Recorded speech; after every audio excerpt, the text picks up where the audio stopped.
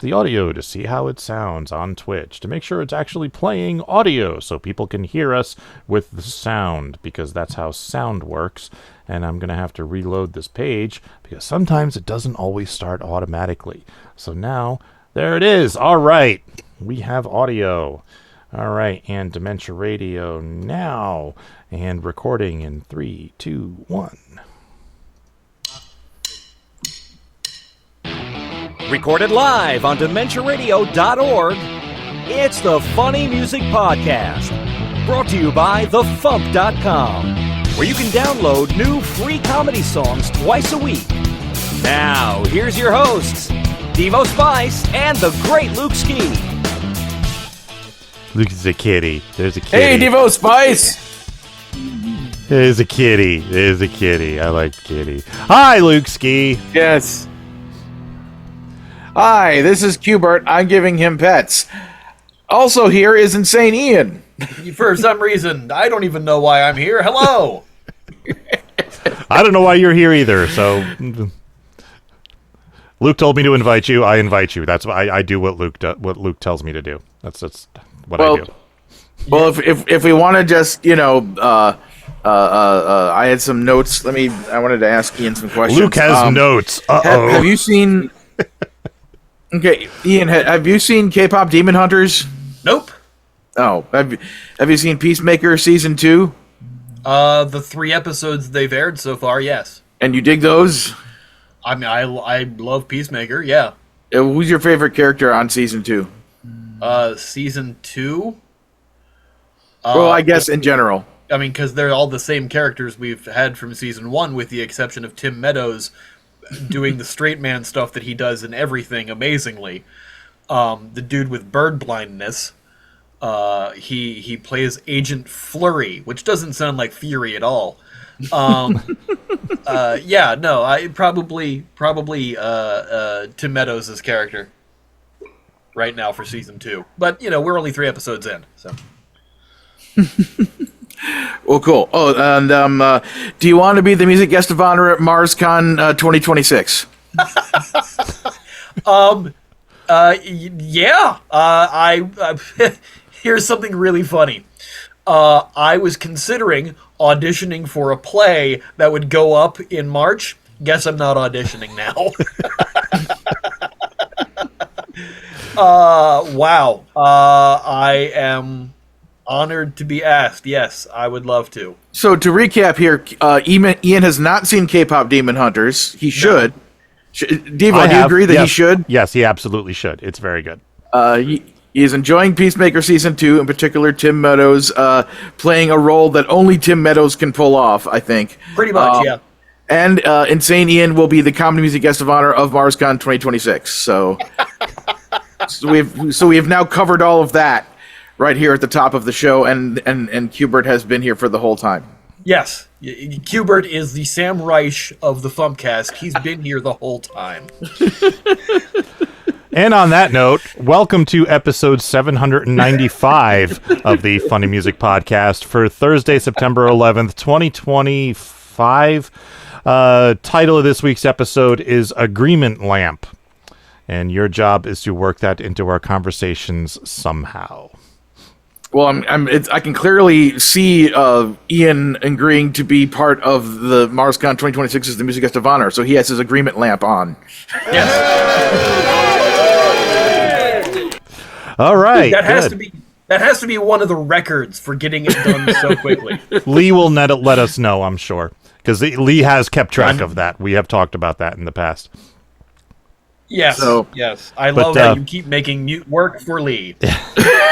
Hey, better him than me. I got enough to do. So we will have pre-recorded interviews. Reason. Sorry, we will have pre-recorded interviews with both the Knuckleheadz and Dead by 28 coming up later in the show.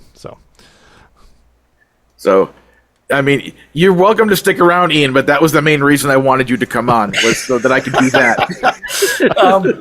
Now that I've asked you, get the fuck out.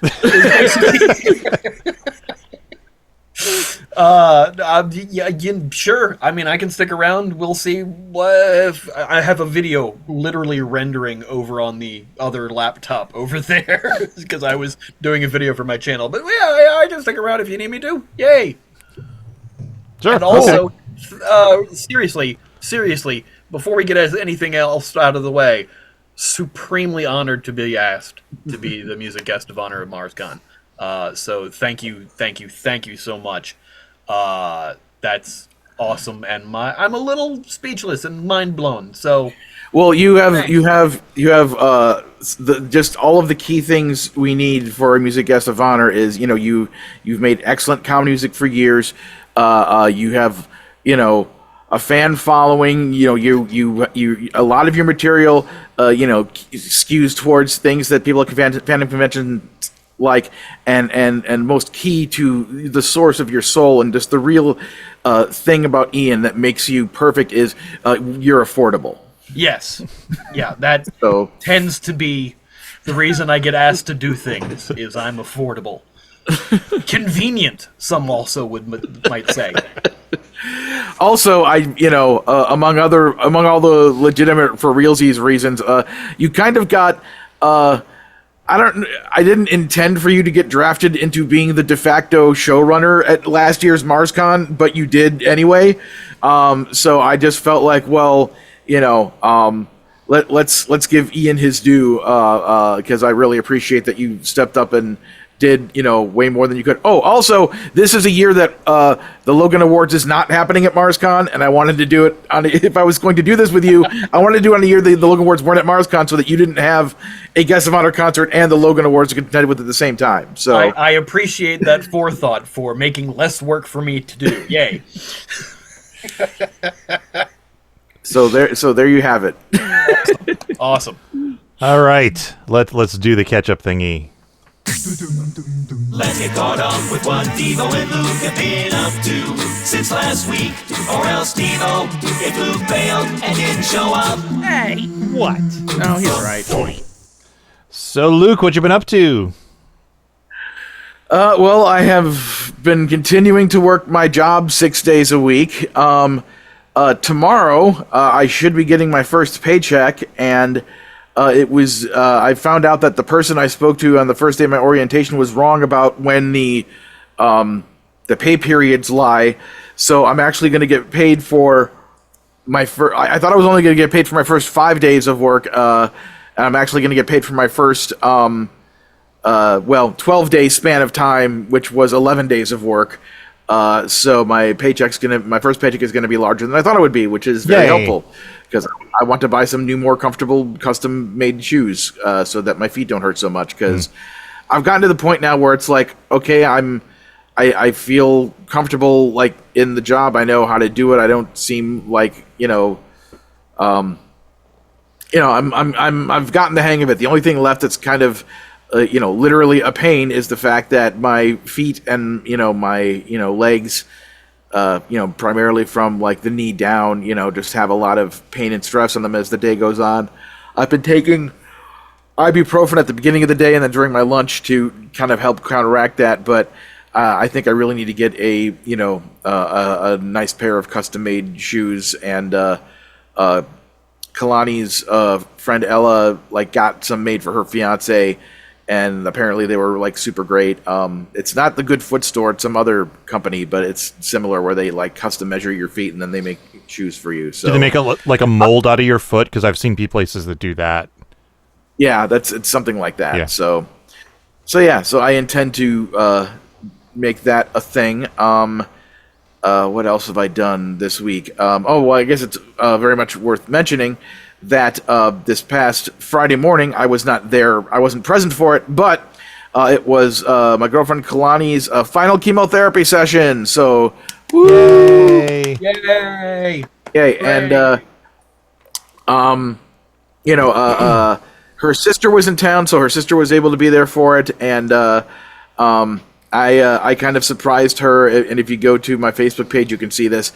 I asked members of my family and a bunch of friends, including Ian and Devo and many others, if they would be willing to take a selfie of themselves holding up some kind of sign saying "Hey, congrats, you did it, woohoo!" or whatever.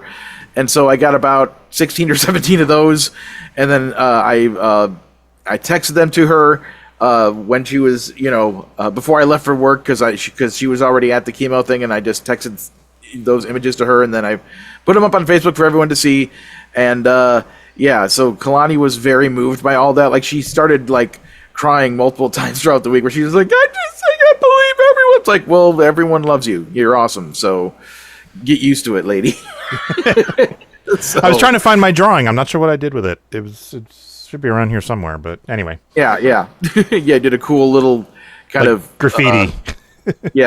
Graffiti art version of Kalani's name. So, and I had a day off. Oh my God, I had a day where I didn't have to work my day job. It was mind-blowing. Yeah. Spent that day working on a couple various things, including my latest Luke Ski update, and just trying to make sure I'm staying on top of various things. Oh, I took a photo of myself that's going to be used on a FuMP album cover, and I'm very happy with how great, by the way. That came out awesome. I was so proud of myself that I pulled that off. I did a similar photo, I'm sure. Yes, you did. But yeah, that mostly about sums up. And then I had Ian come on the FuMPcast and tell him not why I would have him on. He's like, oh, just reasons, just come on. And then I asked him to be the MarsCon 2026 Comedy Music Guest of Honor, and then he was flabbergasted by the thing and said yes. So and then I played the catch-up theme, and then I asked Luke what he was up to, and yeah. So now we're all caught up, and flabbergasted is the word I would have used. Yeah, definitely, my flabbers were gasted. Nice. Excellent. So what have you been up to, Devo Spice? Well, I got to go see and hang out with Bonnie Gordon last Friday because she was in New Jersey for a Star Trek convention that I didn't know existed, because the New Jersey conventions do a horrible job advertising that there are conventions happening in New Jersey. This was 45 minutes from my house. I had no idea it was there. So, was this a creation event? Yes. Bill Shatner was there. Kate Mulgrew was there. A whole bunch of other, big time Star Trek guests were there. And Bonnie Gordon was there. And she had a concert on Friday evening, which they kind of screwed her a little bit because the convention didn't officially start until Saturday morning. So they put her concert on Friday evening for some reason. But I mean, she had a decent turnout for a Friday evening, pre-con event.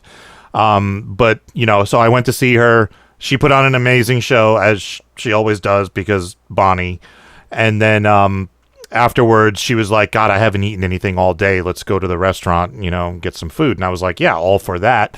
So the two of us and her convention handler and the guy who was on stage with her playing piano for her made our way over to the restaurant.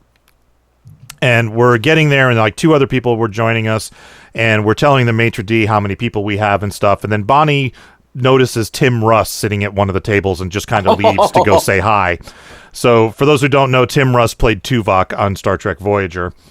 And so she's standing there talking to him, and we're talking to the maitre d', and we're like, well, we're not sure how many people are going to be here now. And Tim actually invited us to join his table, but there weren't enough seats for all of us. So the two other people from our party went to join them, and then Bonnie came back with us, and the four of us sat at this other table. So then, like, halfway through dinner, all of a sudden everybody at my table starts going, "Na-na, na-na," and I'm like, what's happening? And Nana Visitor, who played Major Kira, was like over in the bar area. So she came over and said hi to Bonnie and talked to us for a few minutes.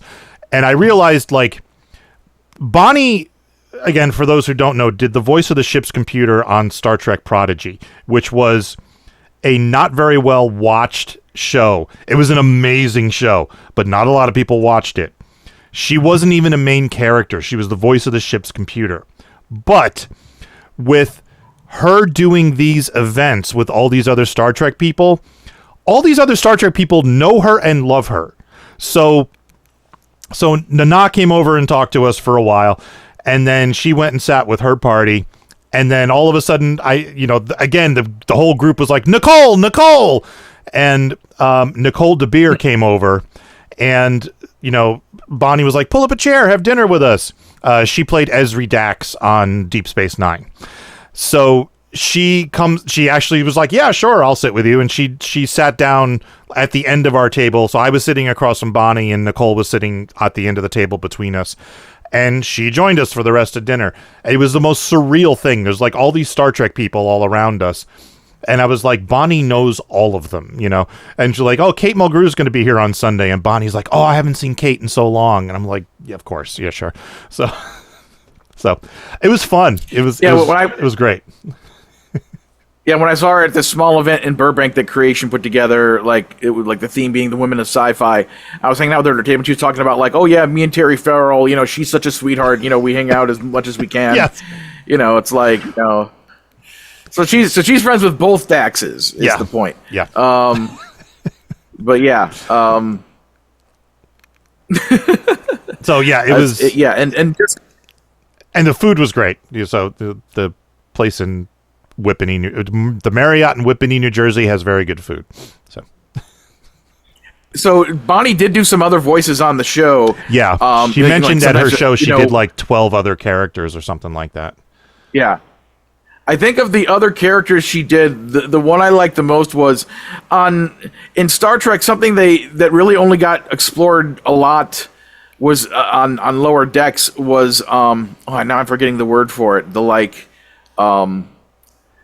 Because like dolphins are so intelligent, there's basically there's dolphins in Starfleet, so there's like a aquatic part of the ship where they do things or whatever. So there was at some point there was a ship that basically had a whale in it, and Bonnie was the voice of the whale. Like, see, I didn't even know she was the voice of the whale. That's great. Yeah, they referenced that in the new issue of Lower Decks, the comic, issue 11. There's the whale and damn it.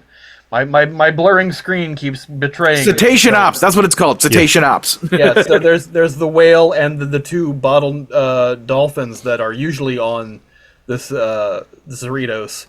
They're doing a Star Trek 4 parody in this issue. And but yeah, it's like whatever, they had like a universal translator, so that when the whale had thoughts or was like or whatever, like it was translating. And so Bonnie was the voice of the whale. It's like, how awesome is that? And so yeah. Yeah, so that's fantastic. So that was awesome. And then Saturday, I spent the day at a local film festival where a film that I was in, I think this is my first starring role. Not counting Room 259, which I wrote and directed myself. This is, somebody else's film, and it's my first starring role. And it's called Gross Abuse of a Corpse. And in it, I play a guy who is basically me, who goes to a speed dating event to jumpstart his love life, and it does not go well. It's basically 20 minutes of me being insulted in new and creative ways by the women I'm trying to date. And it came out pretty funny. I'm going to try to take a couple clips from it to use in my reel and update my reel when I get a chance, because there were some really funny bits to it. So that was fun. And then the other day I had a Zoom call with a couple of my old work colleagues, some friends who still work at the company that I was laid off from a year and a half ago. And I need to keep this short, because if I go into too much detail, it'll take like an hour to explain. So I'll go into detail on the insider. But basically, while I was still working there, we had another developer who forced us to use React on our websites. Now, React is just a JavaScript library that was used to program Facebook, basically. And there was no reason to use React for what we were doing. It made the websites completely overly complicated, much harder to develop, and took much longer to develop, and there was no benefit to using React. React has certain advantages. We could take advantage of none of them. So there was no point, but I lost that argument, and I kept trying to convince this guy there's no reason for us to use React. We're not benefiting from it, and it's harming the work we do. So then I got laid off, And I found out on this call that dude was finally let go last July. And the guy they brought in to replace him on the first day looked at the websites we were working on, or they were working on, and looked at the code base and was like, why are you doing this in React? That's completely unnecessary. It makes things far too complicated. You can just do this with flat HTML and a gulp file. And I was like, thank you! So I was right. I told the guys they should make up T-shirts to say Tom was right about everything, or hats that say Tom was right about everything, and wear those. But so that was fun. I'll go into far more detail on the Insider. But Ian, what have you been up to? Well, I went to a bunch of concerts last week.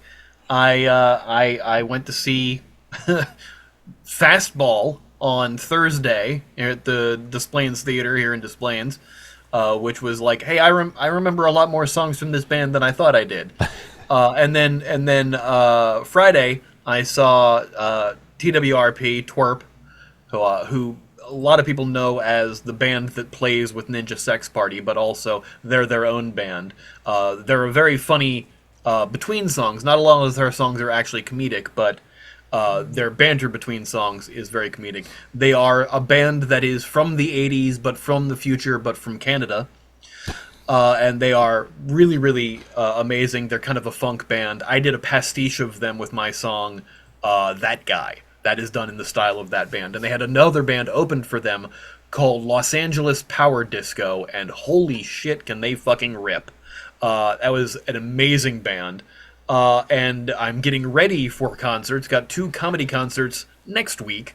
I'm going to see Jazz Emu and Scoochie Boochie on Tuesday, and then I'm seeing Weird Al at Riot Fest on Friday.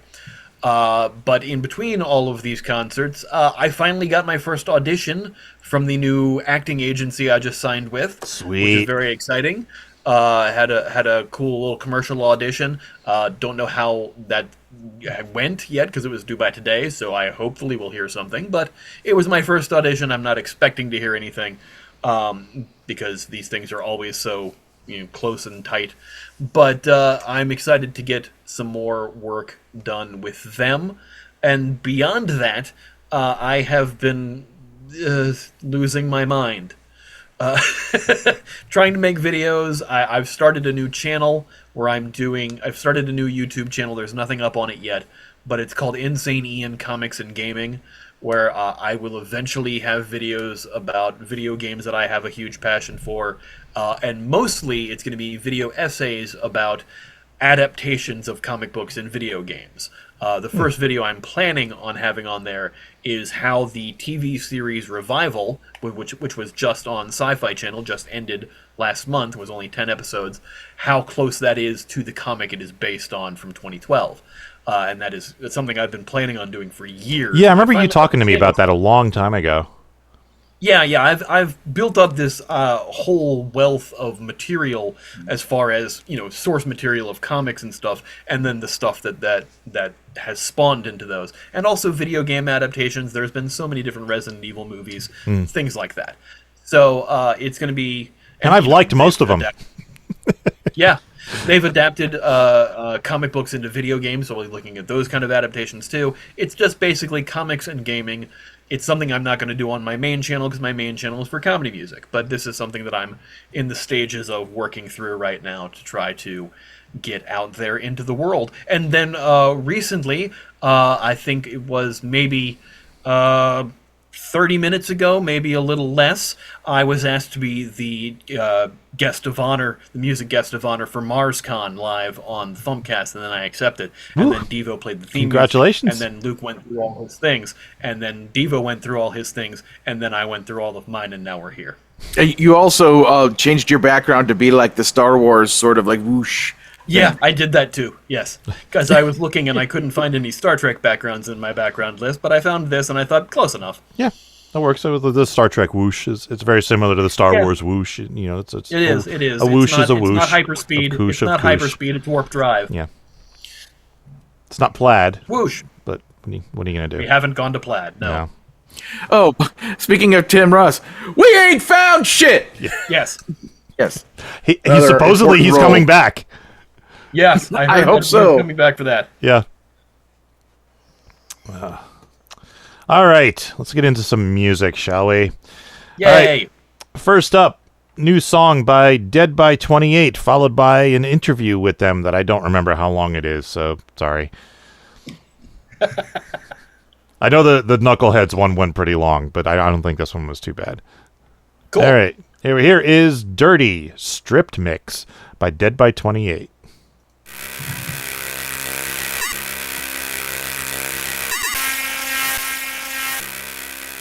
I'll take a shower tomorrow, I swear. I'll even wash my hair. I'll take a shower tomorrow, I swear. I'll even wash my hair. My hair is dirty. I need to wash my hair. I'll take a shower tomorrow, I swear. I know I smell, but I just don't care. I'll take a shower tomorrow, I swear. Doesn't really matter, got no clean clothes to wear. They're dirty. I need to wash my clothes. Cleanliness is next to godliness. But me, I could really care less. Cleanliness is next to godliness. But me, I could really care less. I'm dirty. I need to wash my hair. I'm dirty. I need to wash my clothes.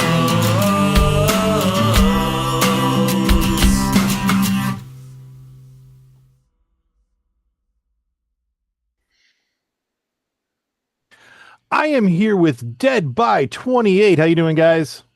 Awesome. And Nice by- to see you. You too, and by sheer coincidence, I'm wearing my Dead by 28 t-shirt, one of several that I have of you guys. So, I'm wearing my new Dead by 28 t-shirt. ooh. One that you're going to see up close very soon. Hang on, do that again and say something so it cuts to you. Hey, Hey, look at the Devo. t-shirt. There we go, that worked. Your womanly hair is covering up half the t-shirt. I mean, well, whatever. It's fine. So tell us about Dirty. It's a song. It is, indeed. Oh, okay. Well, what do you want to know? It's about. Here, I'll just tell you how I wrote it. It was last year, and you know how I like do the stupid TikTok thing, right? Mhm. So it was like, I was in the habit of doing a TikTok before work and after work. And like I got up for work, I happened to wake up early and I was, drinking coffee and stuff, and I was like, well, since I'm up early, I should take a shower because I haven't taken a shower in like a day or two because I don't take a shower every single day. People like love to judge people for not taking a shower every day. I'm sorry, I don't. And they'll just be like, oh, well, I'll be like, it dries out my skin. I don't like it. And they'll be like, oh, just use lotion. I don't want to buy lotion just because you want me to shower. So fuck you. But anyways, so I was like, oh, I should take a shower because I kind of smell, but I didn't feel like it. And I wrote the first verse of that song and made a TikTok, and people liked it. So then, like, I wrote another verse, and then I had trouble with the breakdown. I trying to overcomplicate it. Then I just went with the simple cleanliness is next to godliness because my dad used to say that all the time, and he had this big thing about he would like, oh, I'd take a shower every day before work so I was fresh, and then he would take a shower when he got home too. So I'm like, you're just wasting a whole lot of water. That's a lot of showering. That's too much Yeah. showering. So that kind of inspired the song, probably. So the version you have on the FuMP says it's exclusive to the FuMP. This is different from the version that's on the album?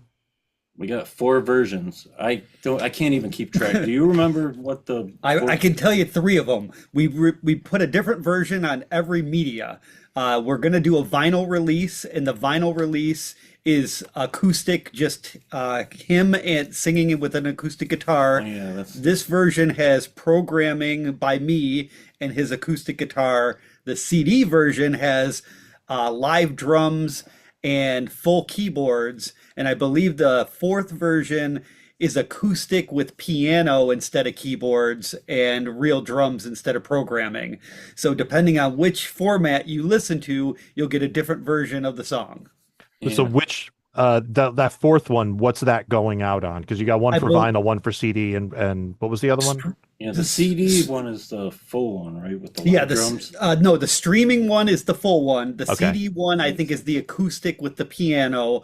The vinyl version is the just him, and then this version is just him and me, where I do the program drums. Oh, okay. So the FuMP is going to get Be. For his TikTok, it was just him and a guitar, and I felt that was like the most true version of the song. But then once we started adding layers to it, it kind of became something else. So we're like, well, we're releasing it on all these different formats. Why don't we just throw it as like a different version on each format for fun? Now, do you have any hardcore fans who are going to buy all the versions? Probably not. I would imagine most people probably won't even realize there's different versions if they don't listen to this interview, because we're not really saying anything about it other than we are surprised to be asked. I was going to say it on my TikTok, but that doesn't. Like, I have, like, I think 1,100 something followers. Okay. I get, like, maybe 20 likes, 50 on a good day. Yep. Well, Same. the version that we did for the FuMP is the version we did for the music video as well, which is the main version we're going to be pushing. But there are so many other versions that who knows what other people will hear first. Nice. Excellent. Okay. So you have a new album out. Yes. It actually came out today. Yeah. And So guess tell who us about pressed that. it? Yeah, Guess I who do. pressed the CDs? I'd hold one up and show it to you, but they're all in the mail now. So Yep, so they'll be here soon, Yeah. but right now they're in that weird area where nobody has the CDs. yes. This is the first CD we've actually printed since 2013, I think. Yep, for attacks we Yeah. did.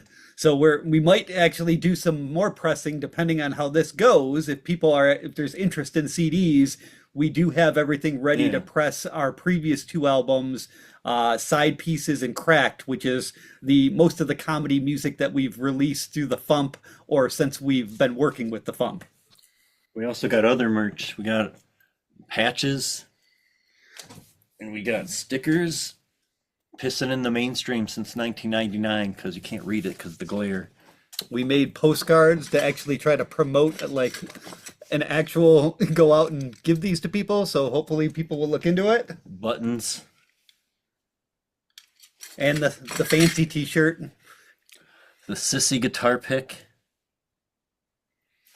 And eventually it will be available on vinyl. I think we're going to aim more towards October, give ourselves a chance to put out the CD and promote it on other resources before we start investing in the vinyl copies. Yeah.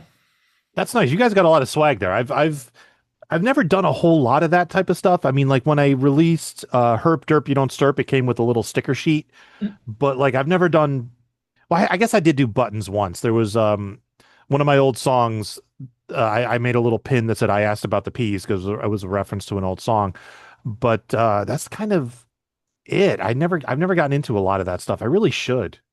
Well, when we were on our record label back, 20 years ago, one of the things we really pushed was different weird merch items, and we learned to design, or I learned to design all that stuff. Yeah. And, we just stopped making the merch, but I still know how to go in and design a t-shirt or design CDs and all that stuff when needed. So it was fun to kind of get back into that for a while. And we figured since we haven't done an actual full new album, most of what we release are either singles or EPs or compilations, that for this one, we'll give it the royal treatment, get CDs, get patches, get all the merch that people ask about and have it available. So, we got one last push at putting out new merch for a while. Yeah. It would help Very if we cool. had somewhere to actually go out and like try to sell it, because when you don't play shows, kind of hard to push stuff. I also Yeah. bought a button maker to make the buttons. So, that was just a fun project with me and my daughter to start, making different buttons. And the Dead by 28 buttons are Ooh. directly a result of that. Maybe I should look into one of those because I was Yeah, looking very in cheap. for my my CD printing little side business, Mhm. which I still haven't gotten the website done because I've been so busy with other stuff. But like one of the things I did was I asked people like, what other things would you be interested in? I don't think I asked people about buttons. T-shirts was the big one, so I was going to look into getting like a heat press. But I hadn't considered buttons. I can do stickers because I have the printer and I just need the label paper. But yeah, buttons are an interesting idea. Maybe I Yeah, could look into it's that. fun and they're real easy to customize. I think it was like $80 for a kit, and it came with all the accessories to do 300 buttons at 1 inch, 1.5 inch, and 2 inch sizes. So you even get a variety of different sizes. You can change the backing and make them into magnets. So there's if you do have a marketplace to sell like a cheap item, it's a good cheap item to have that's affordable especially at a live show. Getting somebody to give you $1 for a couple buttons is a lot easier than Yeah. trying to get $20 for a t-shirt. People Yeah. always want to buy something, but they don't want to spend a lot of money, Stickers especially and because buttons. they're usually buying alcohol. Yes. Yeah. Yeah. Like, oh, if I buy the CD, I won't have beer money. I had somebody recently ask me about I asked about the Peas pin, and I was like, let me see if I have any left. And I couldn't find any. So sorry, dude, if you're watching. Maybe it'll inspire new buttons for the future for you. Yeah, maybe. Money. All right. So I normally ask you if you have anything you'd like to plug, but I know what you want to plug. So plug the album one more time. Dead by 28 Screwed. It's out on streaming now. Buy the CD. You can pre-order it at Bandcamp, deadby28.bandcamp. Yep, that's where all the merch will be. We're selling everything as just a merch supporter package. We're not, selling things individual. For $28, you get the CD, a patch, some stickers, some picks. You pretty much get everything. If you want a version with the t-shirt, it's $50, and it gets all of those items plus the t-shirt as well. So hopefully we will get some people who are interested because it helps us put out new music.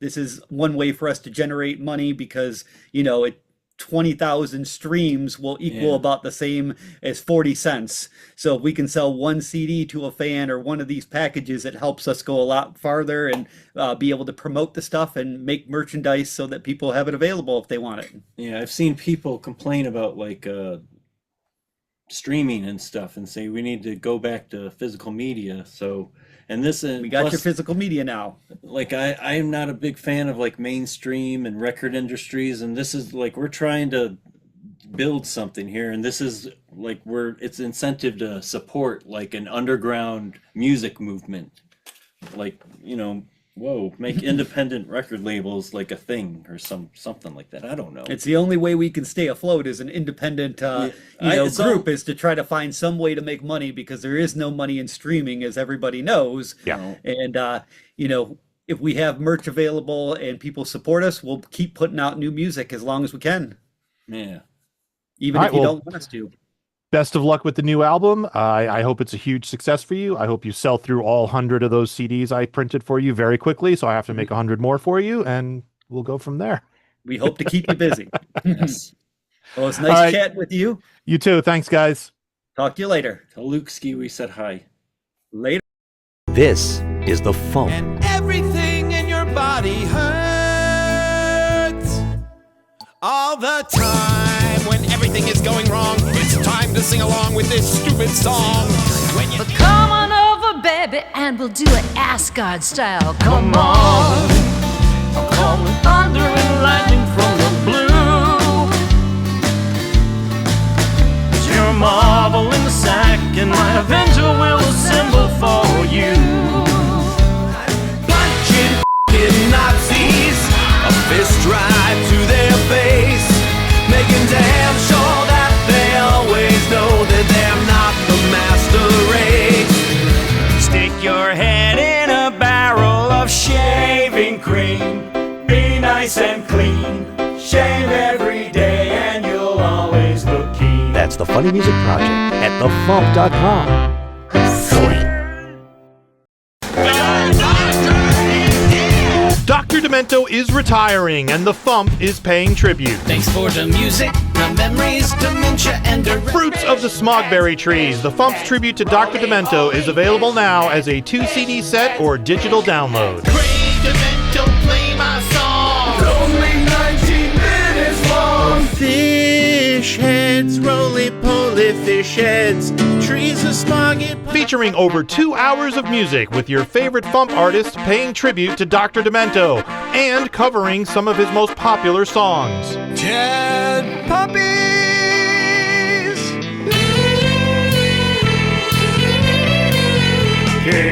Fruits of the Smogberry Trees, the FuMP's tribute to Dr. Demento, is now available in the store at thefump.com. That's THEFUMP.com.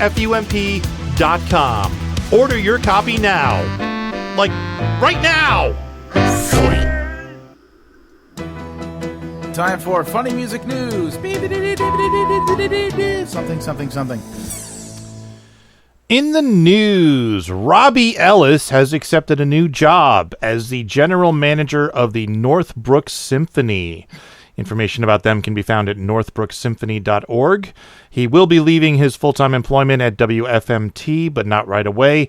The show he does, which is called Introductions, will continue with a new host. Robbie will be on for the next couple of months at least. So congratulations, Robbie, and best of luck with the symphony. Yay, Robbie! Rachel Bloom is doing a short tour to celebrate the 10th anniversary of Crazy Ex-Girlfriend.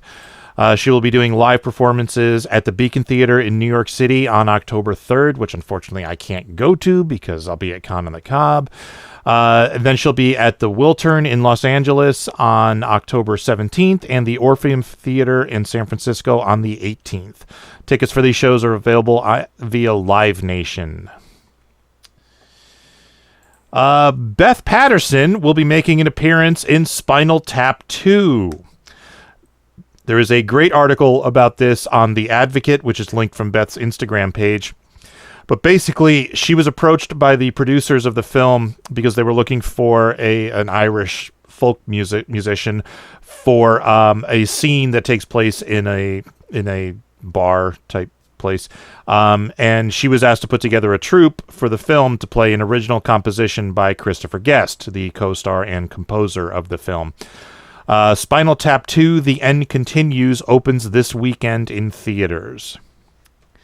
So I think it is absolutely awesome and wonderful that one of our rank appear in the sequel to Spinal Tap, which, probably influenced quite a few of us as far as what we do and the ideals behind comedy music and what that would look like as a documentary. Yeah, and she posted her, the link to the story with a screenshot of the clip that she's in the movie. And she's in the trailer. Yeah, and my first reaction was like, oh my god. So that was what I commented, just OMG, all caps. Yeah, no, that's pretty much what my reaction was too. Congratulations, Beth. That's amazing. Absolutely. Incredible. And it's funny because on the episode of Random Acts of Horror that she was on, I believe it was towards the end, she was like, yeah, there's something going on that I can't talk about yet. But that had to be it. And we almost waited long enough to release that episode where I could have gone back and re-interviewed her to put it in to talk about it, but it doesn't matter. But yeah, so I'm very much looking forward to seeing this movie, like even more so now than I was before. Yep, opens tomorrow. Yep. Well, I mean, it comes out tomorrow, but, a lot of theaters do show movies like, kind of the, advanced showing. Instead of being at midnight, they just do it the evening the night before on Thursday. So if you're counting that, they released their movie on a date that is 11. Yes. Technically. And also, Spinal Tap 2, it's not the numeral 2, it's II, which also looks like an 11. An 11, yes. Yes. I do like that the Roman numeral, it just is the Stonehenge monument. Yes. From their song on the posters, which is great. Technically, this is Spinal Tap 3. This is technically the third Spinal Tap movie, because when Break Like the Wind came out, there was a movie that was direct to DVD called The Return of Spinal Tap. I don't think I ever heard of that. Yeah, they tend to not acknowledge it. Oh, okay. Hence part 2. Just, what are you going to do? All right, and Dr. Demento's final all-request show is coming up. The deadline to get your request in is this Monday, September 15th. Requests are only being taken online at drdemento.com. He is not taking any requests via the Facebook group for this one. He is looking for songs that haven't been played in a while, songs that have a special meaning to you, or maybe something you can dedicate to someone, and you may consider using the voice request feature on the site, and only one song per person will be, or one request per person will be used. You can request as many as you want, but he'll only use one of them. And Luke, thank you for putting together that graphic, because that was a nice, easy place I can pull all that info from. And it's very helpful for the Dr. Demento group, so Yes. thank you for that. Yeah, Dr. Pinkerton, instead of using that image, he basically copied all of my text and then reposted it. And at the bottom, whereas mine points out a few of my songs, which has never been played, at the bottom of his, he puts, "And please request Dead Puppies" by the Conservative Genius. And I was like, you! I mean, both Shoebox and I also copy-pasted a bunch of the text, but didn't say any song ideas. Because normally when that happens, when something like that happens to me, I'm like, "Damn you, Ian!" Wait, that's not Ian. That's Dr. Yes. Pinkerton. No. I tricked you by having someone else do the thing first. I finally decided what I'm going to request, so now I need to just actually get that in. Yeah. All right. You guys got anything else before tour dates? I have two things as far as comedy music news. Right now, Epic Rap Battles of History is going on tour throughout the United States, the Midwest. I know that they're going to be hitting Chicago on November 11th, which I'm very excited about, but they're also going throughout a bunch of other U.S. dates in the West Coast and Midwest area. They posted a video on a short on their YouTube channel announcing the dates. I don't have the dates in front of me, unfortunately. Also going on tour, supposedly in support of a new album, Stephen Lynch is going on tour and is selling tickets right now for some shows hitting the Chicago area. I know the Chicago dates because that's where I am. In December 4th. So I'm looking forward to both of those shows. But yeah, they're going on tour. StephenLynch.com for his tour dates, and of course ERB has their tour dates on their YouTube page for those fun things. I'm just checking to see. Also, Kyle Gordon is doing one final show of his big tour that he was doing. He's doing one final show in New York. Going to have a bunch of guests, including OCT is going to be performing with him. They did the song Myrtle Beach together not long ago, and were on tour together briefly. OCT was on like 5 dates of Kyle Gordon's tour. They're both incredible acts, and Kyle Gordon's going to have a bunch of artists performing with him, including the woman who played Belangi Electronica, or whatever her name is, in the Planet of the Bass music video. She's actually going to be there performing, so they'll more than likely be doing Planet of the Bass live. Cool. And Stephen Lynch's website has not been updated. It says there's no tour dates, but if you just Google Stephen Lynch tour dates, you can find them. There you go. So he'll be coming to New York on October 14th, so it's a Tuesday night. I may have to see if I can make that. Because I'd love to be at a show that he's recording for an album, if that's what he's doing. That'd be fun. Yeah, I don't know if he's recording the album or if this is, stuff that he's like releasing an album just before this comes out, because his website again hasn't been updated. So I'm not certain, but I saw it because I follow him on Facebook and all that stuff, so it popped up in my feed. All right, tour dates. On Sundays in Nashville, Tennessee, Steve Goody hosting at the Bluebird. On Sundays, online, 2 Sleeps. Last Sunday of each month on Facebook, Lauren Mayer. Mondays online, Steve Goody and Brad Tassel at virtualcomedyshow.com. Wednesdays in San Francisco, California, Ben Vicini. On the 12th in Yorkshire, Virginia, Bussy. On the 12th in Brooklyn, New York, David W. Jacobson. On the 13th in, how did I figure out how to pronounce this last week? Shintigu? Someplace in Virginia that's impossible to pronounce. Bussy. On the 14th on YouTube, Escape from the Secret Lab, featuring the Consortium of Genius.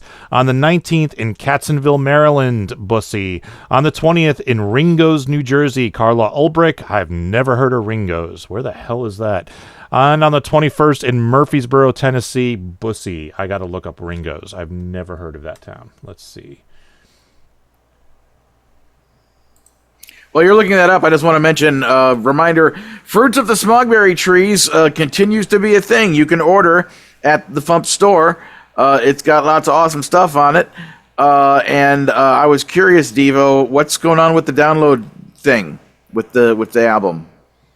Is it working? Yeah. Is it not working? Was it not working? Oh, okay. At some point there was...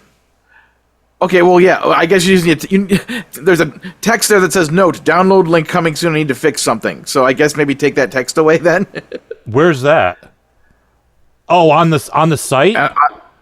Oh, geez. On the site, on the store page. Okay. It says, note, download link coming soon, I need to fix something. Let me do that right fucking now, because I can't believe I forgot to remove that. Has it been submitted to other streaming sites? Not yet. About half. I got about half of it done, and never got around to finishing it. I've been so fucking busy. But yes, that will be happening soon. Okay. Note has I also been wanted removed. to mention. All right, so yeah, I did my Luke Ski update and other things we've already talked about. I wanted to mention Your Friend Logan documentary is available to view and buy. And when I went to put this email together, I didn't realize until now that the documentary doesn't seem to have like its own webpage or even like its own, whatever. So, you can basically buy the DVD or Blu-ray at the FuMP store, or you can get it at Needle Juice Records, or you can stream it. Yeah, or you can stream it, rent it or buy it on Vimeo. So you can, just go to any of those places and look for Your Friend Logan. Highly recommended if you haven't seen it. It's phenomenal. I have the Blu-ray, of course, but it's fantastic. It's so good. It's so good. And my last animation podcast, episode 7 with Garrett Henry Smith, is a thing you can listen to. Yeah, I already told you. I've already talked about me having a day job on the podcast. I've talked about Kalani finishing her chemotherapy. My animatic is 38% roughed, and I haven't had a chance to work on it at all since I started working the new job. So I'm, I'll hopefully figure out a way to work that into my daily life again. I did some cool commission pictures, and that's about it. Okay, so that's all I got. All right, birthdays. Coming up tomorrow on the 12th, Carla Ulbrich. So happy birthday, Carla. And also today, the 11th, is my friend Nicole's birthday. So happy birthday, Nicole. She doesn't watch this show, but... All right, second song of the week is the new one from Knuckleheadz, which is included on the Dr. Demento compilation, Fruits of the Smogberry Trees. Here is Time to Get Demented.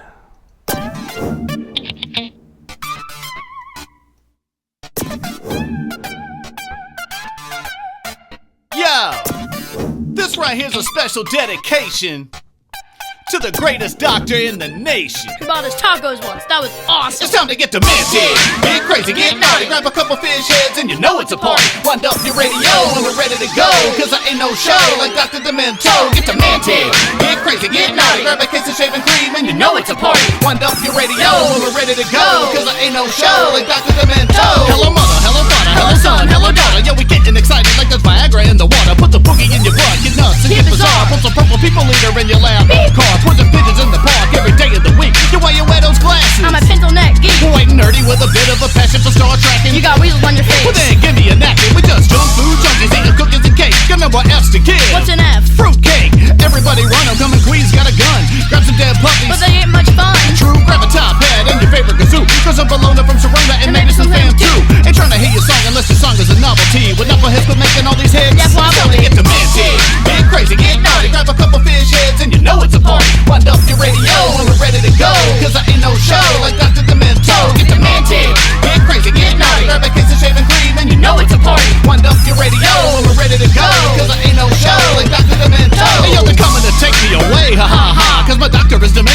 tray, ha ha. Ice Cube writes the rhymes that I say, ha ha. Psycho chickens make me quick, bok, bok. Psycho chicken, what the what? When I say psycho, y'all say chicken. Psycho, chicken, psycho, chicken. When I say doctor, y'all say D. Doctor, D, doctor, D. When I say weird, y'all say ow. Weird, ow, weird, ow. When I say barns, you also say barns. Get demented, get crazy, get naughty. Grab a couple fish heads and you know it's a party. Wind up your radio and we're ready to go. Cause I ain't no show like Dr. Demento. Get demented, get crazy, get naughty. Grab a kiss of shaving cream and you know it's a party. Wind up your radio and we're ready to go. Cause I ain't no show like Dr. Demento. Baby, time to wind up your radio. It's the time of the day for the Dr. D show. Hey, baby, time to wind up your radio. And I'm singing this part for the ladies. Hey, baby, time to wind up your radio. The sexy parts about to make some freaking babies, yo. Hey, baby, time to wind up your radio. And these psycho chickens make me crazy, yo.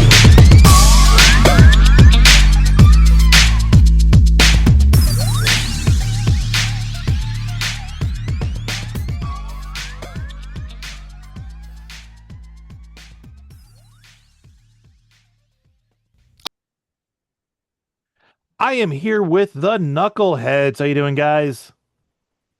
Yeah, doing good. Good to see you. So tell us about this song that you posted and also contributed to the Dr. Demento tribute album. Yeah, so you sent me an email, asking if we wanted to contribute, and of course we did. And I couldn't think of anything for like a month and a half, 2 months. And it was getting down to the wire. I'm like, we got to turn this song in like a week. So me and Jack. I know. I'll just mention all the other songs. And I'm like, I'm probably not the only one who's going to do this, but. And you weren't. Yeah. We recorded it the day it was due. We did. Yeah.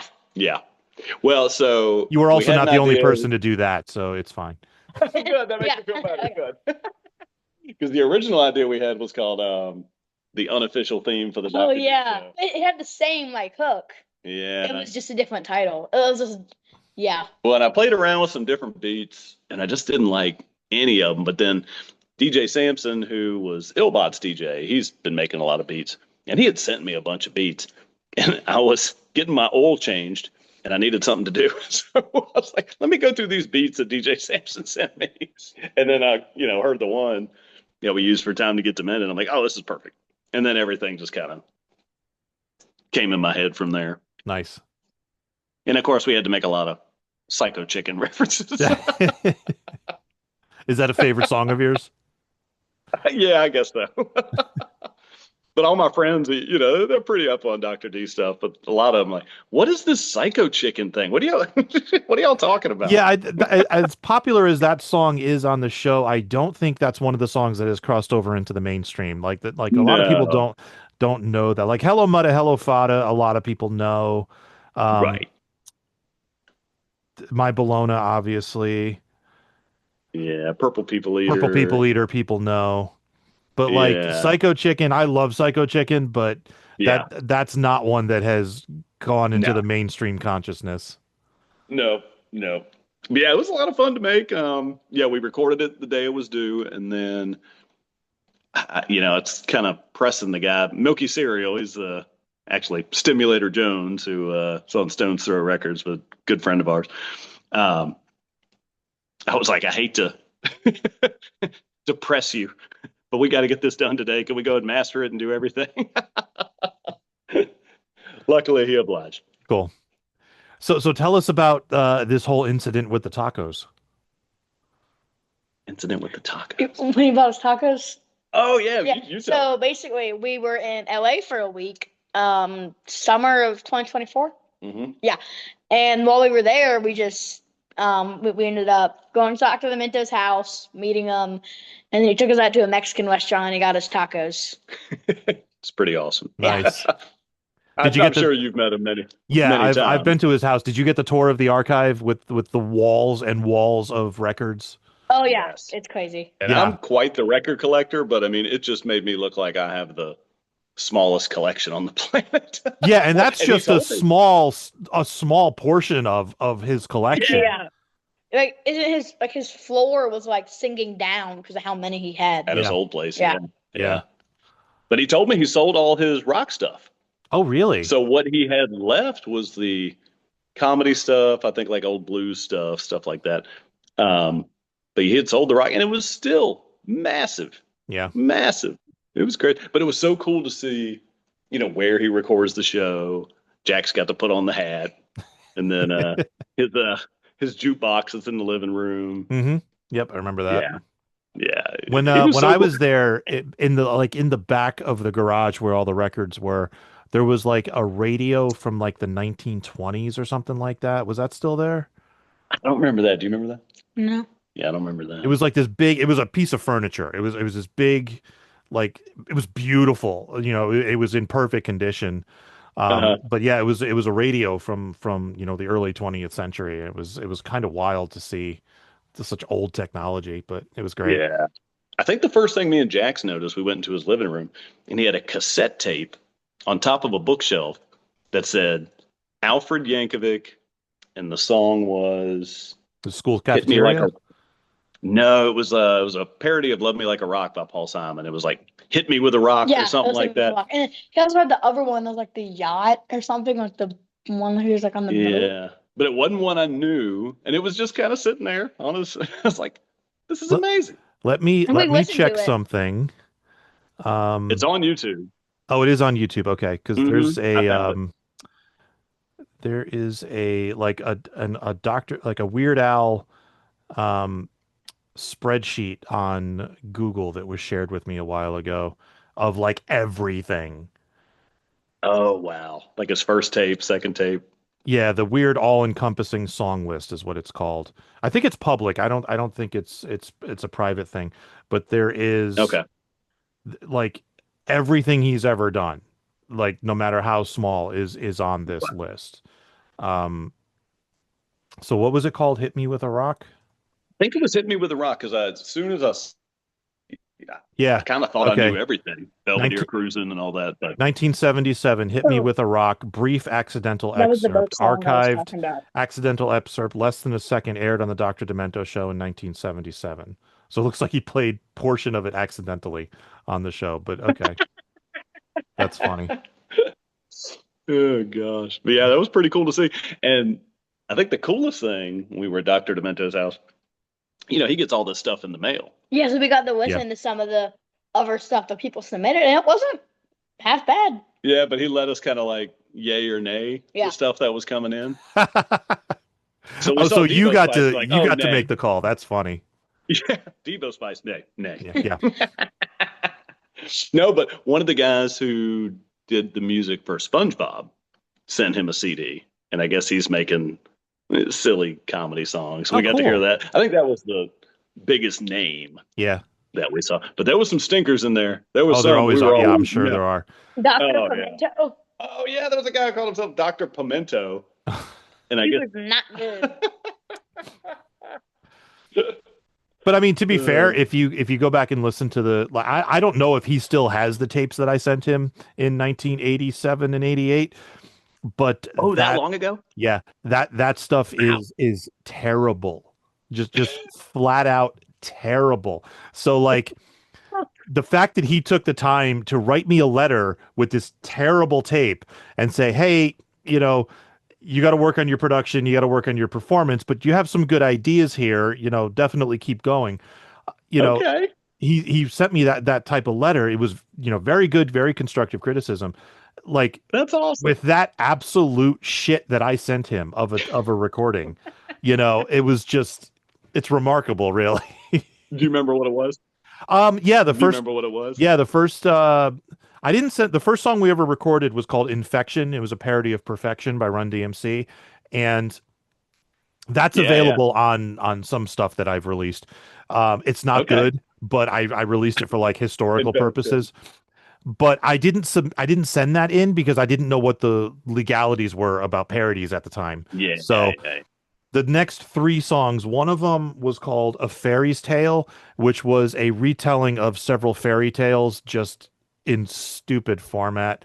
And what else did we send? Oh, I sent him a song called Camp 3 Mile Island, which was just a dumb bastardization of Hello Mudda, Hello Fada that wasn't anywhere near as good. And it was terrible. It was just flat out terrible. So And how old were you? we started when I was 13. We didn't actually successfully record anything for a year and a half. So I would have been 14 to 15 in this time period. And I remember this was the late 80s. There were no home computers for recording. There were there was no internet. I had a boom box that I sat in the middle of the room, and it had a microphone on it. So you just put a tape in it, hit record, and I just sat there and I just rapped into the room. And yeah, that's what I did. What I did for the music was I did the same thing with the music. I played it on a keyboard into the boombox. Then I took that tape, put it in a stereo that was behind me, hit play on that, and then hit record on the boombox. So I got the music playing behind me, and I'm recording into the boombox. And oh, dude, it was terrible. So, well, it's funny because I basically did the exact same thing. So, hey, did what you had to, it was, you know. Yeah, I had to. Yeah, because I mean, I'm 46. How old are you now? 52. 52. So I started recording. I kind of had a boombox with a microphone in it, like you said, but then I got a iWah stereo, and it had the mic input on that. Nice. And I could play like the beat either on a CD or another tape, and then I'd use the microphone and record onto the other tape. But then, I would copy all the tapes from my friends, and of course, the quality gets worse and worse as you do it. And then I would try and do, like ad libs and stuff on top of it. So, I would put in the tape that I recorded on, then put another tape in, and do the ad libs over that. But I mean, it sounded horrible. At some point in either 1989 or 1990, somewhere around there, I went to Radio Shack and bought a mixer. Not even knowing what a mixer is or was for. Okay. But it was on a clearance sale and I bought it. And then I also, I got a microphone from my father's office, which was actually a decent microphone. It was just it was just a handheld mic that had a 1/4-inch plug on the end. And what I was able to figure out was that same boombox not only had a microphone, it had a line in. So I was able to go from the mixer directly into the boombox without using the boombox's microphone. And I was able to use that microphone plugged into the mixer, and that gave me, volume control and stuff. So then what I did was I took the line out from the stereo, played the instrumental into the mixer, rapped over the instrumental, hit record on the boombox with the line in. The quality jump was noticeable at that point. Yeah.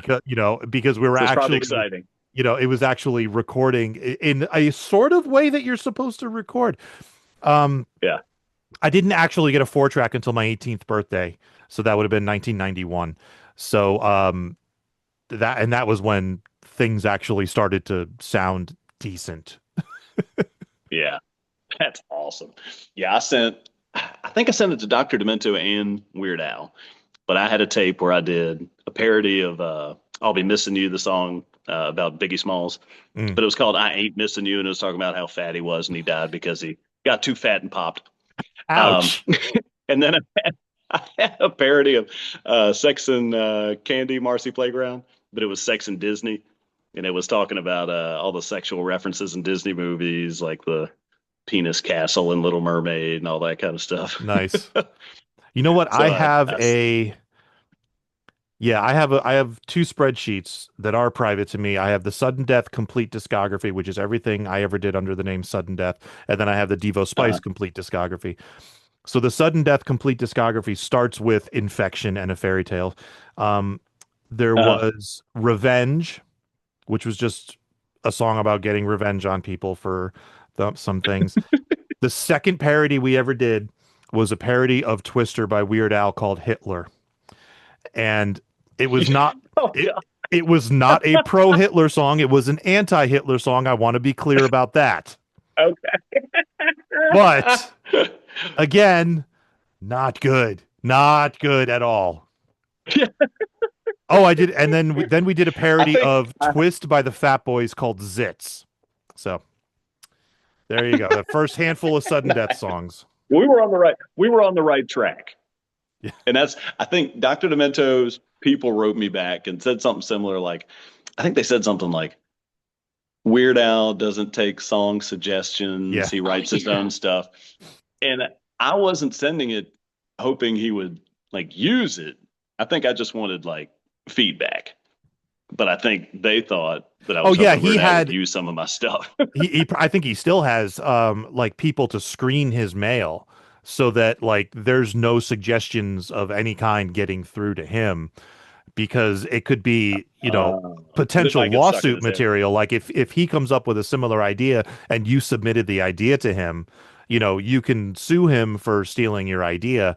So this way it's like, no, the song ideas never even get to Al. Now he's not really doing parodies or even original songs much anymore, so I don't know if that's still the case, but I know for a while he had people reading all of his fan mail. Wow. So yeah, that must have been what happened. That's wild. See, now what I did was I met him backstage after a show, and I know it wasn't backstage, it was out by the tour bus after a show, and I gave him a copy of Brain Dead, the third sudden death tape from 1995. So that's how you get your music to Al. Okay. You have to hand it to him. Yeah. Do you know if he listened to it? I have the slightest idea. I handed it to him. I told him, I'm like, you've been such a big influence on my music. I wanted to give you a copy of my album. So, and he said, thank you. And he looked at it and then walked away and got on the tour bus. So. Yeah, that sounds about right. So I don't know if you ever heard it. Me and my friend Sarah G did a song called If We Just Meet Al. And we had the thought of, we did a parody of You Can Call Me Al. This was maybe like 10 years ago. And we were like, we'll make this, song about wanting to meet Weird Al. And then hopefully he'll see it. And then when he comes to town for the concert, we'll get to meet him. So the newspaper got behind it. So we did this parody. We made a video. You can look it up. It's on YouTube. And never heard anything from Weird Al. Never heard a thing. So we're like, I don't know if he heard it, but then one of the guys from the newspaper I'm friends with talked to Al and interviewed him before he came to town. And he said, yeah, that he'd seen it. I was like, oh, cool. I was just expecting him to like let us backstage at any point, but we never heard from him. So we went to the concert, and then luckily we knew one of the security guys there. So he was like, all right, come on back with me. I'll get you back there. So we did get to meet him. And when I met him, I was like, yeah, it's like I made this song about wanting to meet you. And he's like, oh, yeah, I saw that. He's like, it was kind of weird in the video when you grabbed my butt. Because in the video, I have my buddy dressed up as Weird Al. And at the end of the video, I grab his butt. Maybe that's why he didn't invite you backstage, because he was afraid you were going to recreate that, Yeah. He's afraid I'd grab his butt. But we talked for a little. And then the second time me and him met him on his birthday, Weird Al played Roanoke on Jax's birthday. So I got the VIP seats and everything. You tell them. Yeah, so when we walked in, they gave us like a VIP pass that said meet and greet. But my dad was going to surprise me with it after the show, and he thought it was going to give it away, but I did not notice. And then we sat down, and he like ended the show, and everyone left, but we didn't leave. The free rows didn't leave, and I didn't know why. And then he came out, we got to meet him, but this was like right around COVID time, so he was behind like a plastic thing, and we got a picture with him. But we were on one side of this plastic, he was on another side, and then like a week later, we got to sit back to us with the plastic photoshopped out. Mm-hmm. And when you Google Knuckleheadz father-son and go to images, it comes up. It's cool. Like one of the top image results. Nice. Yeah. But it was funny because, like he said, he had the sticker that said meet and greet. Yeah. And then, when we were going back to meet him, I'm like, Jax, look at the sticker on there. He's like, oh, meet and greet. Oh, nice. Yeah. But he was very sure. And I wouldn't say he was rude, but I mean, like, I'm sure he's tired. He's on a world tour, and there's a ton of people lined up to meet him. So, it's just like, oh, yeah, it's, my son's birthday. I don't know if you've heard of us. We're Knuckleheads. We're on Dr. Demento. And he was like, oh, yeah. And I'm thinking, he ain't heard of him. Well, you never know. He might. I don't know if he still listens to Dr. Demento or not, but, you guys did have the #1 song, so. Right? Yeah. So, and y'all just met up. Were you at the thing for Dr. D where Weird Al showed up? Yeah. Yeah, his birthday party. Yeah. Yeah. Nice. How was it? It was amazing. That whole weekend was just amazing. Wow. I'd give a full rundown on one of my episodes of The Insider from shortly after it happened, if you want to go listen to that. Yeah. But it was wild. Al showed up. Bermuda was there. Wow. Jim West was there. I don't think Steve showed up. I can't remember. If he did, I didn't get a chance to talk to him. But yeah, Dr. Demento was there. Carla Ulbrich, Henry Phillips, Bill Larkin, and me, Luke, Shoebox, Tony Goldmark, Chris Mezzalesta, Insane Ian. And we performed Luke's song, The Doctor and William 2025 version, which is the lead-off track on the tribute album. Nice. So we performed that in front of Dr. Demento. And Al? No, Al had left by that point, and unfortunately so had Whimsical Will, so Will didn't get to hear it. Oh, man. But that was actually the first time I got to meet Whimsical Will, because I had never met him before. I had met Dr. Demento, I had met Weird Al, and everybody else who was there, but then I saw, I think it was Shoebox's wife, Kim, talking to somebody, and I'm like, oh, that's Whimsical Will. I'm like, I should go introduce myself, because I've never met him. So we went up and we chatted for a bit. We have That's cool. A camera triangle going with that because let's see, I took a picture of Will and Shoebox, and then Shoebox took a picture of me and Will, and then to complete the triangle we had Will take a picture of me and Shoebox. So it's a stupid thing we did, but we did it. That's amazing. That's awesome. We will do stupid things if it's for our own amusement. It's a thing. Yeah. So was Al pretty talkative, or I would assume that'd be kind of I mean he's very friendly, but he's very slippery. Like if you turn your back on him for a minute, he disappears, which I'm sure is a skill that you learn after being that famous and in the public. Yep. So he showed up, and our friend Chuck, Chuck, right? The artist. What's his last name? Her. She. Her name is Angel. I don't know why she goes by Chuck. I'll have to ask her someday.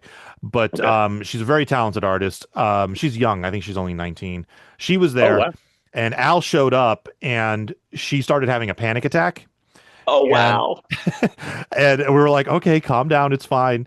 And then Sulu, to make things worse, grabbed Al and said, go say hi to Chuck, and then just kind of pushed Al over to Chuck.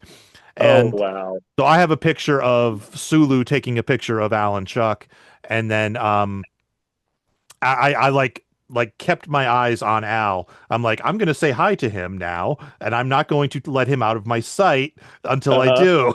So that he finished with Chuck, and he came over to me. We talked for about a minute, and then he went and talked to somebody else. So Yeah. Wow. But yeah, I mean, he's really nice. It's just like I've never done the meet and greets after the show, but I can imagine like having after performing, you're exhausted, you're hot and sweaty, and now there's a whole line of people who want to meet you. It's like, I can imagine. Now. I mean, he's in his 60s. He's in his mid 60s, yeah. So yeah, but I mean, me and Jax just saw him like 2 months ago. Yeah, and I mean, he's amazing. He's still. I saw him in Foxwoods in Connecticut. It was absolutely amazing. Nice. Show. Yeah, and I'm gonna see him again next week. So I'm going to Ride Fest in Chicago next week. Oh, cool. That's next week.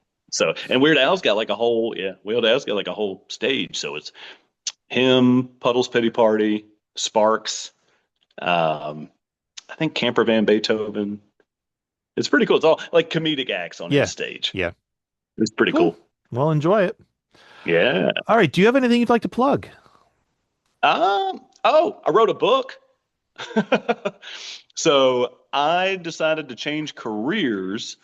I was a nursing home administrator for about 5 years, and it was horrible.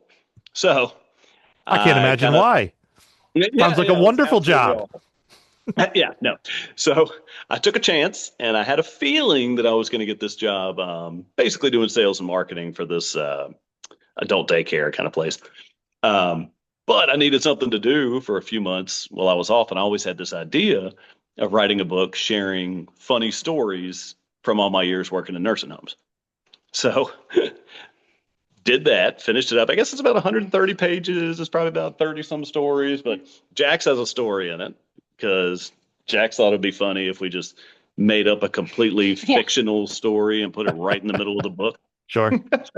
He did. But the book's done pretty well. It was #1 on the comedy book list on Amazon a couple times. Congrats. Yeah, thank you. So it's called Granny's Got a Fart Gun. Humorous and heartwarming tales from the nursing home. Excellent. Yeah. Cool. So well, if you ever need that narrated for $15. Audible, let me know because I'm just getting into audio books. I might take you up on that. Okay. And yes, $15 for paperback, but you can read it for free. I think if you're on that Kindle app, Kindle or whatever. Unlimited. Yeah, you can read it for free. So that's what I always tell people. Like, don't buy it. You can read it for free. And he always just gives them out. Like, Yeah, I do. Just take So you're not making any money off of it, then, is what you're saying? No. I mean, you made a decent amount. I'd say the first month or two, I made about $1,000. Oh, nice. I was happy with that. Yeah. But after that, it just. Yeah. But I have an app on my phone. Every time I sell a book, I get a cha-ching sound. So sometimes I'll be laying in bed in the middle of the night and I'll just hear cha-ching. It's like, yes, sold a book. Yeah. Nice. When you're laying in bed, that's how you know it's someone in like Switzerland. Yeah, exactly. All right. Well, thank you for joining us. Thank you. And appreciate it. We will catch you next time. All right. Thank you. Making the internet absolutely ridiculous. Dementia Radio. www.dementiaradio.org. Port 8027. Please hang up and try again. This is the part where there's feedback. Feedback. You know that segment of the show we do about now? Feedback. Feedback.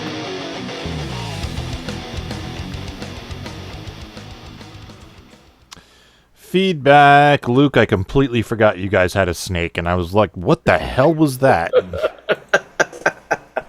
Yes, it's Star-Lord.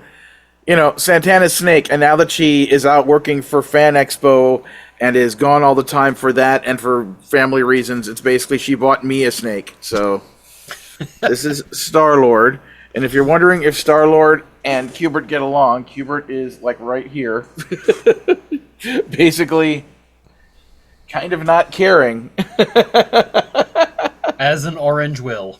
Yes, so they're fine. They're just fine. But I went into Santana's room just to kind of check because I was planning on doing a little, snake maintenance check, and he was just kind of sprawled out like. Usually he's hiding inside of his, under a rock or in his little, log or whatever. He was just kind of like, "Hey, look at me, I'm a snake," and I'm like, "Okay, well, I'm gonna take you out then and give you some exercise and human interaction." Well, when you put the snake in its case, I'm sure there are lights on it to keep them warm. So your snake arrangement your snake maintenance will have an agreement lamp. Nice. Yeah. He's nodding in agreement. Yes. Yes. All right. Feedback. Real quick before you get to the feedback, I wanted to say I'm neat finding out that Stevie and Jax will be at least Stevie will be at Riot Fest with me and Shoebox, who are going to be there, and so that hopefully we'll run into them there. And also, you were talking about meeting Al at the Dr. Demento birthday thing. And I have been agonizing over my interaction with him because I had not said anything to him the whole time. He said something in passing hi, and he's like, "Oh, good to see you." Like he recognized me. I don't think he did, but my shirt said my name. So, because I'm that kind of weirdo that I wear my Insane Ian shirts when I go out, and so as he's leaving, he's trying to get out the door, and Dino Mike is there, and I'm standing there talking to Mike, and Mike's like, oh, hey, can I get a picture with you, Al, before you go? And he goes, yeah, sure. And as he's doing it, I say jokingly, I'm joking when I say this, well, I didn't ask Al for a picture.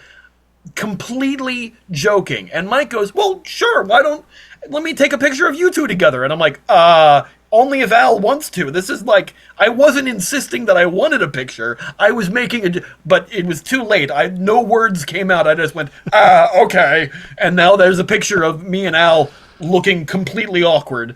And I'm just like, hey, man, he probably thinks I'm an asshole. And I wasn't able to get the meet and greet VIP stuff for his show at Ravinia here in Chicago. So I wasn't able to meet him and go, I'm sorry for the Dr. Demento party thing. I'm sure he hasn't thought of it at all, but my brain goes, oh, yeah, no, it's a cringe moment, so everybody thinks about it but you, blah, blah, blah. Things. Yeah, I never even saw him leave. I just turned around and he was gone. So, like I said, very slippery. He and Suzanne were trying to make their exit as discreet as possible. And I wanted to ask you, Devo, so I remember a few years back, you had some it was for some fundraising thing of yours. One of the prizes was the complete sudden death. Yes, Tom the Rockwell, ultimate Devo fanboy Spice, collection. I called it. Yes. So were all those songs in that collection? Yes, they were. One person has them. I would very. Are you willing to divulge who that person is? Because it's Bob I'd like Gilgan. to hear some of those songs. It's Bob Gilgan. Oh, okay. So yeah, and I also wanted to mention, in case I've never mentioned this to you before, I also considered doing a parody of the Run DMC song "Perfection." It was going to be about Star Trek Insurrection. Nice. But then I decided, no. That movie wasn't nearly as popular as First Contact. So it was not. Yeah. Well, speaking of popular, I love Psycho Chicken. Psycho Chicken is one of my favorite songs, so I loved the inclusion of that in there. Popular or not, I don't care. It was one of the first parodies I was able to hear on the show itself, because I had only the records for a while until I finally found it in my area. And one of the first shows I heard was an all parody show, and he played that one, and I was like, this is incredible! So I love that song. I personally want to take credit for Psycho Chicken making the Funny 25 of 2024, because I had a song called Simply Chicken. And I just think that getting played, people go chicken. Oh yeah, Psycho Chicken. That's a thing that exists. And then everyone started requesting that too. And I was just like, no, me, my chicken song. I'm going to make a song now called My Chicken Song, just so that you already have a chicken song. What's that? You already have a chicken song. I have the sounds of chicken. But I'll have one just called... You know what? Maybe I'll just rename it and re-release it. Could do that. Things. All right. Feedback. Yeah, well, he is a madman after all. And he's on the loose! Isn't that perfect? It's perfect. It's so disturbing hearing my voice when I'm not saying things. You'll notice I didn't warn you about that. No, you didn't. As expected. I was saying to myself, please let Ken have left a comment. I want that to be played on the show while Ian is here. Amazing.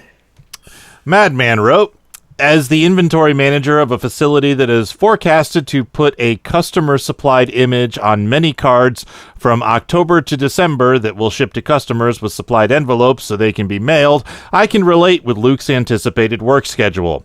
When I was working once around the clock last year, getting 1 day off every 14, I had to remember that the aggravation and exhaustion from work made my travels to Minnesota in 2025 more affordable.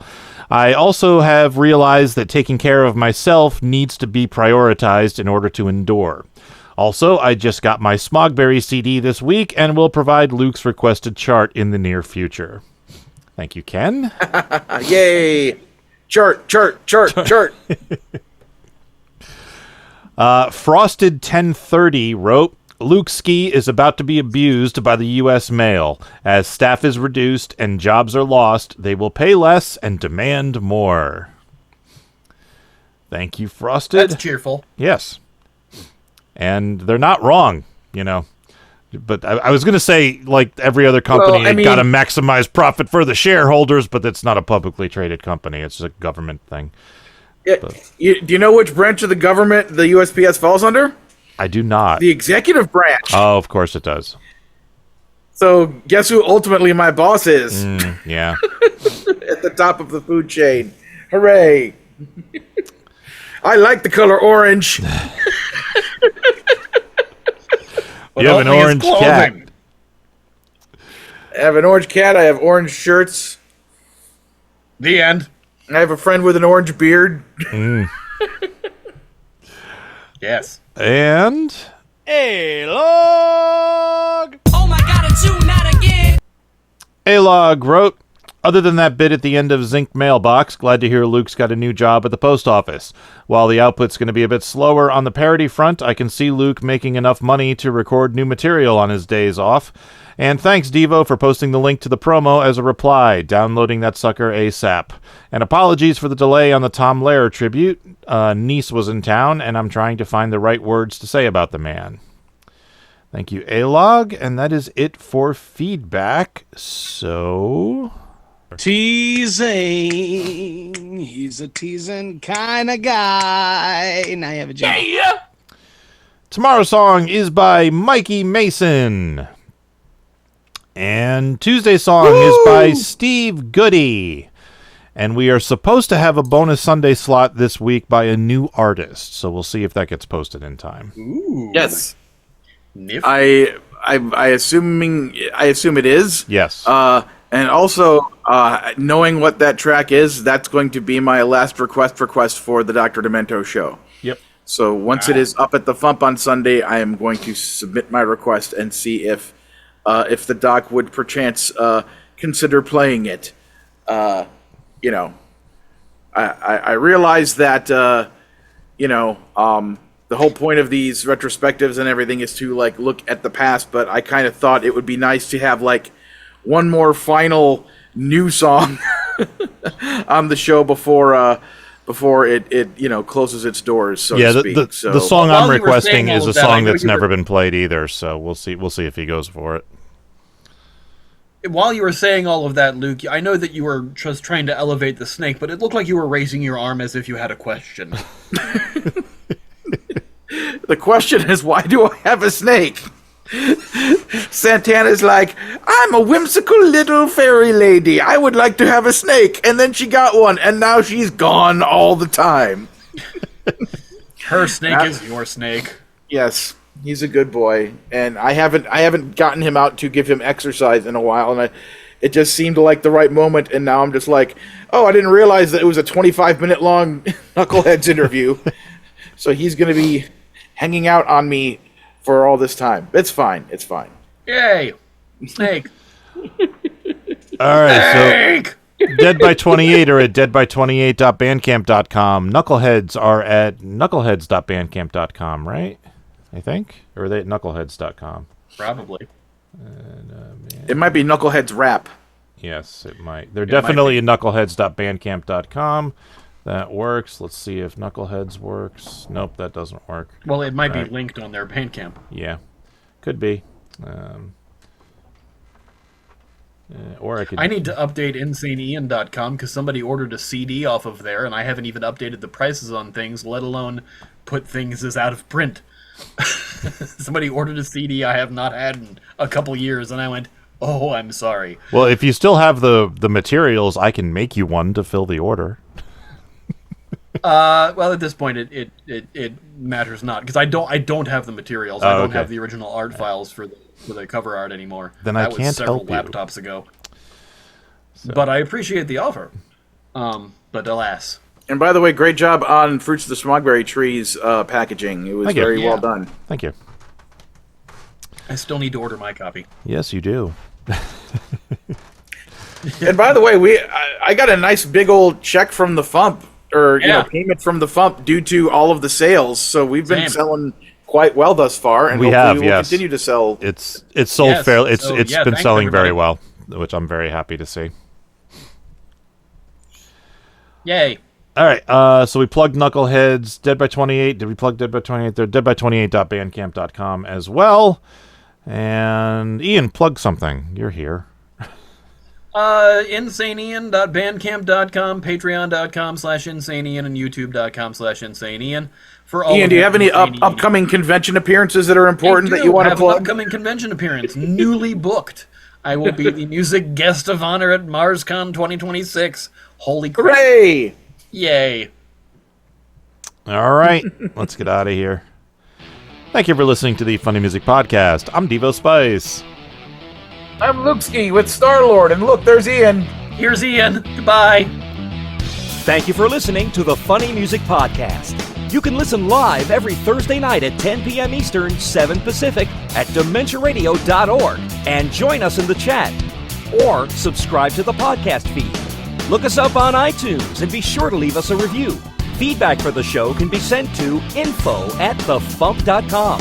The Funny Music Podcast is a production of Fidem Interactive, LLC, released under a Creative Commons share-alike license. Tell your friends, tell your enemies, shout it to random people on the street, and be sure to visit thefump.com for the latest funny songs. Tune in next week where you'll hear Luke Ski say, Ian! Watch K-pop Demon Hunters, goddammit!